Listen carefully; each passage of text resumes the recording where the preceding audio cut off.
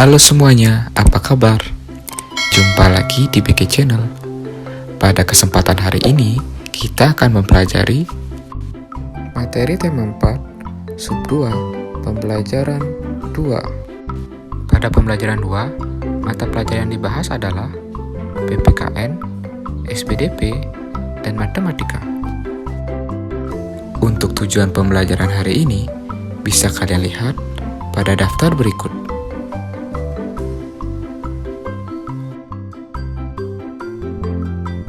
Seperti biasa, sebelum kita memulai pembelajaran hari ini, mari kita berdoa terlebih dahulu agar pembelajaran hari ini berjalan dengan lancar dan lebih bermakna. Berdoa dipersilakan.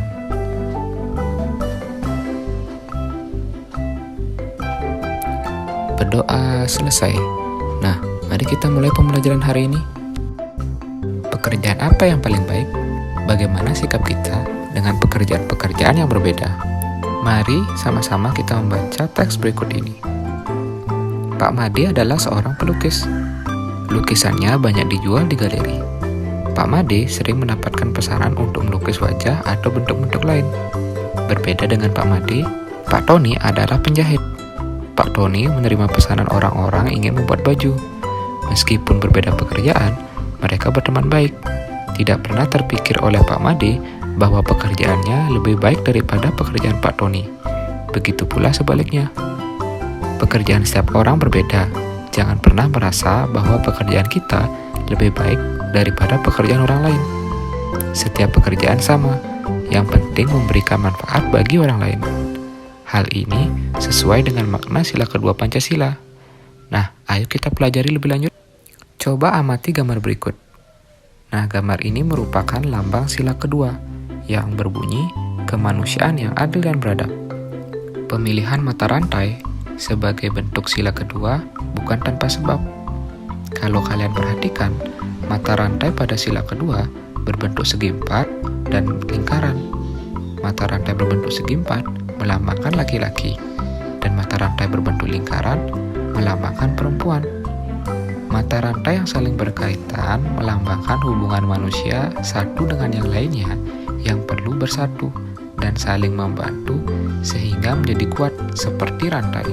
Nah, sekarang kalian sudah tahu kan kenapa rantai dipilih sebagai lambang sila kedua?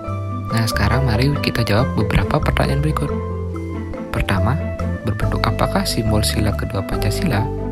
Sudah sangat jelas ya, bentuknya adalah rantai yang berwarna emas. Lalu, apa makna simbol sila kedua Pancasila? Kalau kalian perhatikan, di halaman 60 sudah tertulis dengan jelas makna sila kedua Pancasila. Yang pertama, setiap manusia setara dan sejajar, baik laki-laki ataupun perempuan. Yang kedua, beradab dalam rasa, pikiran, dan tindakan. Beradab artinya memiliki nilai kesopanan dan tingkah laku yang baik sesuai dengan norma agama dan norma yang berlaku di masyarakat. Yang ketiga, maknanya dari sila kedua adalah anti penjajahan. Penjajahan tentu akan menindas banyak orang. Nah, itu merupakan tindakan yang biadab dan tidak beradab. Karena itu, hal tersebut bertentangan dengan makna sila kedua. Yang keempat, maknanya mengutamakan kebenaran dan keadilan. Berikutnya, jelaskan hubungan antara simbol dan dengan makna sila kedua Pancasila. Nah, kalau kita lihat, simbol dan makna sila keduanya mempunyai hubungan yang sesuai dan erat. Kenapa? Kalau kita lihat dari makna sila kedua, yaitu setiap manusia setara dan sejajar. Artinya memiliki kesetaraan yang sama di dalam masyarakat. Nah, hal itu sesuai dengan lambang dari sila kedua, yaitu mata rantai yang melambangkan laki-laki dan perempuan. Nah, mata rantai itu memiliki arti yang saling berkaitan, melambangkan hubungan manusia satu dengan yang lainnya yang perlu bersatu dan saling membantu sehingga menjadi kuat seperti rantai. Sudah sangat jelas bahwa sila kedua maknanya dan lambang atau simbolnya itu berhubungan sangat erat dan tepat. Kemudian, apakah sikap Pak Made dan Pak Tony mencerminkan sila kedua Pancasila? Jelaskan alasanmu. Kita kembali lihat makna sila kedua. Setiap manusia setara dan sejajar. Pak Tony dan Pak Made sudah memiliki sikap tersebut. Kenapa? Karena mereka tidak pernah menganggap pekerjaan mereka lebih baik dan lebih hebat dibandingkan pekerjaan orang lain. Setiap pekerjaan orang memang berbeda-beda, tapi jangan pernah merasa bahwa pekerjaan kita lebih baik daripada pekerjaan orang lain. Yang penting, pekerjaan tersebut dapat memberikan manfaat bagi orang lain. Nah, sikap saling menghargai seperti itulah yang dimiliki oleh Pak Made dan Pak Tony. Nomor terakhir, tulislah contoh-contoh sikap yang menunjukkan sila kedua Pancasila dalam kehidupan sehari-hari. Nah, ada banyak sekali contoh sikap yang menunjukkan sila kedua Pancasila dalam kehidupan sehari-hari. Nah, beberapa contohnya bisa langsung kalian baca pada daftar berikut.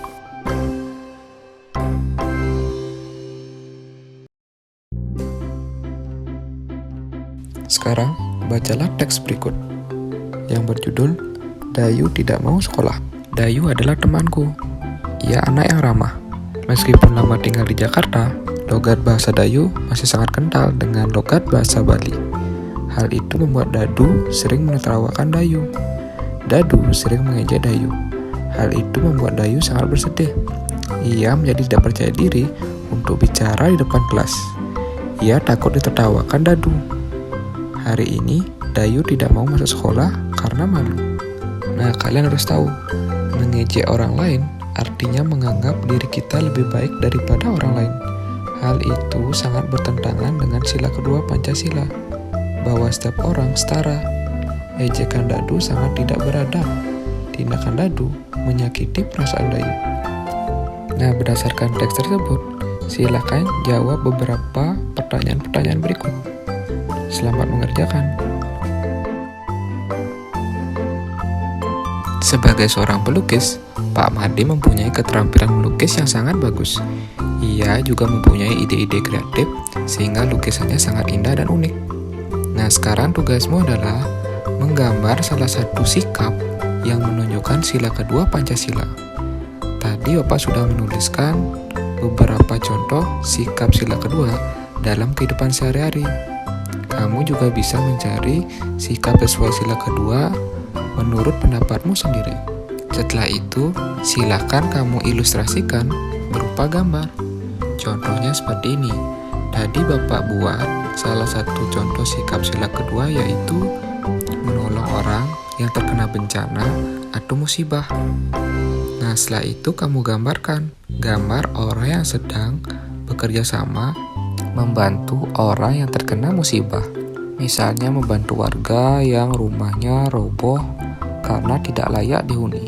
Ada juga contohnya memberi sedekah kepada orang lain. Kalian bisa gambarkan gambar orang yang sedang memberi sedekah kepada orang lain. Nah, silahkan kalian gambar sesuai dengan keinginan kalian dan sesuai dengan sila kedua. Selamat mengerjakan. Pada pembelajaran sebelumnya, kita sudah mempelajari bagaimana mencari luas dan keliling persegi. Nah, sekarang kita akan belajar mencari luas dan keliling persegi panjang. Kalau kalian ingat, pada persegi, semua sisi berukuran sama. Sedangkan pada persegi panjang, hanya dua pasang sisi yang ukurannya sama. Coba perhatikan, kalau kita hitung, sisi atas dan bawah berukuran sama, sedangkan sisi kiri dan kanan juga berukuran sama. Ini membuktikan bahwa pada persegi panjang, dua pasang sisi memiliki ukuran yang sama. Pada persegi panjang, sisi yang ukurannya lebih panjang disebut panjang, sedangkan sisi yang lebih pendek disebut dengan lebar. Panjang dilambangkan dengan huruf P kecil, sedangkan lebar dilambangkan dengan huruf L kecil. Kemudian, rumus untuk menentukan keliling persegi panjang yaitu 2 kali panjang tambah lebar. Kenapa 2 kali? Seperti yang sudah Bapak jelaskan tadi, persegi panjang memiliki dua pasang sisi yang sama besarnya, yaitu panjang dan lebar. Karena itu rumusnya menjadi 2 kali panjang tambah lebar. Lalu untuk rumus mencari luasnya, yaitu panjang kali lebar. Untuk lebih jelasnya, perhatikan contoh soal berikut. Diketahui persegi panjang dengan panjang 5 cm dan lebar 3 cm. Hitunglah luas dan kelilingnya. Nah, mari kita mencoba berdasarkan rumus yang sudah kita ketahui tadi. Pertama, kita ilustrasikan persegi panjangnya seperti ini. Sebuah persegi panjang yang mempunyai panjang 5 cm. Ingat, panjang adalah sisi yang lebih panjang, 5 cm. Kemudian lebar 3 cm, sisi yang lebih pendek. Pertama, kita akan mencari kelilingnya. Rumus kelilingnya 2 kali panjang tambah lebar. Kita masukkan angka-angkanya. Nah, 2 karena ini adalah rumus, tidak boleh dirubah. 2 kali panjangnya adalah 5. Lalu ditambah lebarnya adalah 3. Nah, kita kerjakan dulu yang di dalam kurung. 5 ditambah 3 mendapatkan hasil 8. Berarti 2 kali 8. 2 kali 8 sama dengan 16. Berarti kelilingnya adalah 16 cm. Nah, seperti itu. Berikutnya kita akan mencari luasnya. Rumus luas adalah panjang kali lebar. Panjangnya adalah 5, sedangkan lebarnya adalah 3. Berarti 5 kali 3 sama dengan 15 cm persegi. Nah, berdasarkan hasil tadi kita ketemukan kelilingnya sama dengan 16 cm, sedangkan luasnya adalah 15 cm persegi. Nah, seperti itu menggunakan rumus persegi panjang. Berikutnya kita memasuki soal kedua. Diketahui persegi panjang dengan lebar 4 cm, kemudian luas persegi panjang tersebut 36 cm persegi. Hitunglah kelilingnya. Nah, rumus ini agak sedikit berbeda karena kita akan mencoba mencari atau menghitung keliling berdasarkan data yang diketahui. Pertama, untuk rumus mencari keliling adalah keliling sama dengan 2 kali panjang tambah lebar. Sedangkan di soal yang diketahui hanya lebarnya. Berarti kita harus mencari panjangnya. Nah, rumusnya seperti ini. Lebar sama dengan P kali L. Lebar yang diketahui adalah 36. Sedangkan panjangnya tidak diketahui. Berarti kita tulis P kali lebarnya sama dengan 4. Nah, kita tulis lagi 36 sama dengan 4 kali P. P itu panjang ya. Sekarang kita akan pindah ruas. Kita balik. Panjang kita pindahkan ke sebelah kiri. Kemudian 36 kita pindahkan ke sebelah kanan. Karena pindah ruas, sehingga kali ini menjadi bagi. Sehingga 36 dibagi 4. 36 bagi 4 sama dengan 9.